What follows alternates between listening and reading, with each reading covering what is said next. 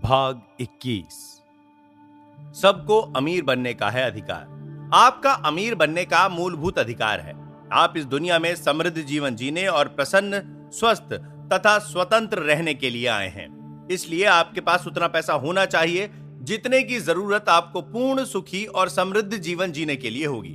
आप इस दुनिया में विकास करने, बड़े बनने और स्वयं को आध्यात्मिक, मानसिक एवं भौतिक रूप से प्रकट करने के लिए आए हैं। आपको अपनी सभी संभावनाओं का पूरा विकास करने और आत्म अभिव्यक्ति का असंदिग्ध अधिकार है। इसका एक महत्वपूर्ण पहलू सौंदर्य और आराम की जिंदगी जीना है, किंतु यह आप पर निर्भर करता है। जब आप अपने अवचेतन मन की मदद से अमीरी का आनंद ले सकते हैं, तो फिर तंगी में क्यों रहा जाए। इस अध्याय में आप पैसे से दोस्ती करना सीखेंगे। जब आप ऐसा कर लेते हैं तो आपके पास अपनी जरूरत का सारा पैसा होगा और जरूरत से ज्यादा भी होगा।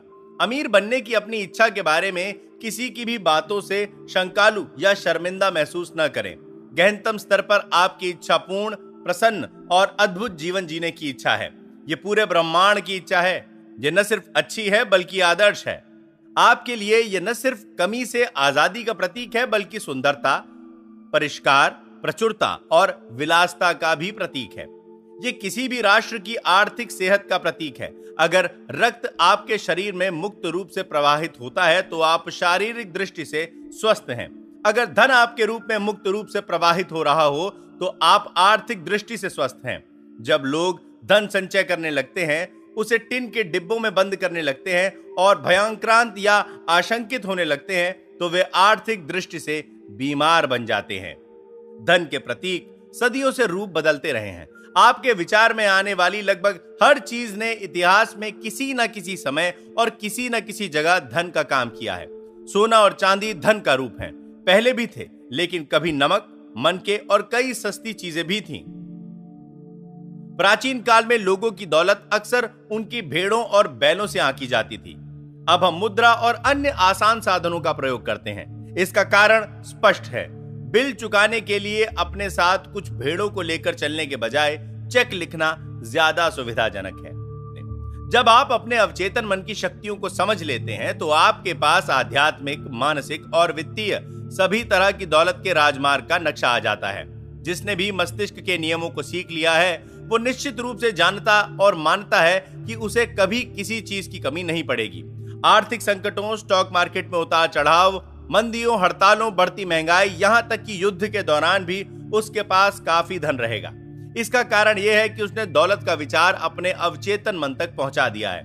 परिणाम स्वरूप उसका मन उसे दौलत देता रहता है, चाहे वो जहां भी रहे। उस व्यक्ति ने अपने मस्तिष्क को विश्वास दिला दिया है कि धन उसके जीवन में अबाध गति से प्रवाहित हो रहा है और उसके पास हमेशा जरूरत से बहुत ज्यादा पैसे रहेंगे। जैसा वो आदेश देता है वैसा ही होगा। अगर कल वो वित्तीय रूप से बर्बाद हो जाए और उसके पास की हर चीज मूल्यहीन हो जाए, तब भी वो दौलत को आकर्षित करेगा। वो संकट से आराम से उबर जाएगा। यही नहीं, वो उससे लाभ भी उठा लेगा। यह अध्याय पढ़ते समय शायद आप सोच रहे हो, मैं ज्यादा आमदनी का हकदार हूं। मेरी राय में यह अधिकांश लोगों के बारे में सही है। वो सचमुच ज्यादा आमदनी के हकदार होते हैं, लेकिन उन्हें वो मिलती नहीं है। उन लोगों के पास अधिक पैसे न होने का एक बहुत बड़ा कारण यह है कि वह मन ही मन या खुलकर उसकी निंदा करते हैं। वे धन को गंदा कहते हैं या मानते हैं।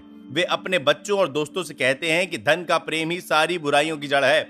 उनके दौलतमंद न बन पाने का एक कारण यह भी है कि उनके अवचेतन मन में कहीं ना कहीं यह भाव छिपा होता है कि गरीबी में कोई खास गुण है। हो सकता है कि यह अवचेतन भाव बचपन की नसीहत या फिर धर्म ग्रंथों के गलत विश्लेषण के कारण आ गया हो।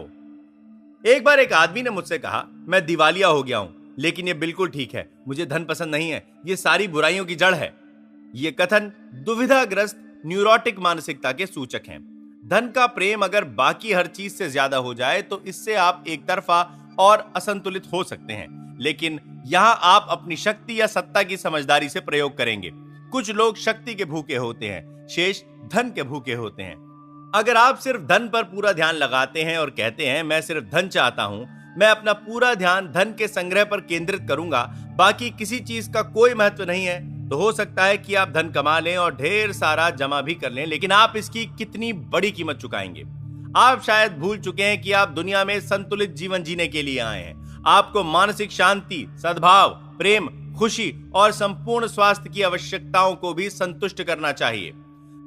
हो सकता है कि आप सोचें कि आप सिर्फ धन ही नहीं चाहते, लेकिन तमाम कोशिशों के बाद आप पाते हैं कि आपको सिर्फ धन की ही जरूरत नहीं रहती है। किसी ने भी मृत्यु शैया पर यह इच्छा व्यक्त नहीं है कि काश उसने पैसे कमाने में ज्यादा समय लगाया होता।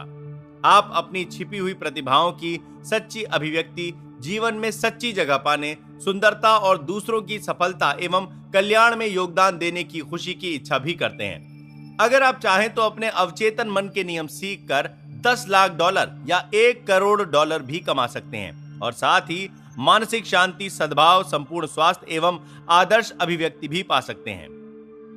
गरीबी में कोई गुण नहीं है, ये किसी अन्य मानसिक रोग की तरह है। अगर आप शारीरिक रूप से बीमार हैं तो आपको यह एहसास होगा कि आपके साथ कुछ न कुछ गड़बड़ है। आप मदद लेना चाहेंगे और स्थिति का उपचार करने की कोशिश करेंगे। इसी तरह अगर आपके जीवन में धन का पर्याप्त प्रवाह नहीं हो रहा है तो आपके साथ कोई ना कोई मूलभूत गड़बड़ है। जीवन सिद्धांत की दिशा विकास, विस्तार और जीवन को अधिक समृद्ध बनाने की ओर है। आप यहाँ पर किसी दड़बे में रहने, चिथड़े पहनने और भूखों मरने के लिए नहीं आए हैं। आपको खुश, समृद्ध और सफल बनना चाहिए। धन के बारे में सारे अजीब विश्वास और अंधविश्वास अपने मन से धो डालें। कभी भी धन को बुरा या गंदा ना माने। ऐसा करने पर यह पंख लगाकर आपसे दूर उड़ जाएगा। याद रखें, आप जिसकी बुराई करते हैं उसे खो देते हैं। आप जिसकी आलोचना करते हैं उसे आकर्षित नहीं कर सकते। यहां एक आसान तकनीक दी जा रही है जिसका प्रयोग आप अपने जीवन में धन को कई गुना करने के लिए कर सकते हैं। दिन में कई बार ये वाक्य दोहराएं, मुझे धन पसंद है, मैं इसे प्रेम करता हूं, मैं इसका समझदारी से, सृजनात्मक तरीके से और न्यायपूर्ण प्रयोग करता हूं। मेरे जीवन में धन का लगातार प्रवाह हो रहा है, मैं खुशी से इसे मुक्त करता हूं और यह अद्भुत तरीके से कई गुना होकर मेरे पास लौटता है।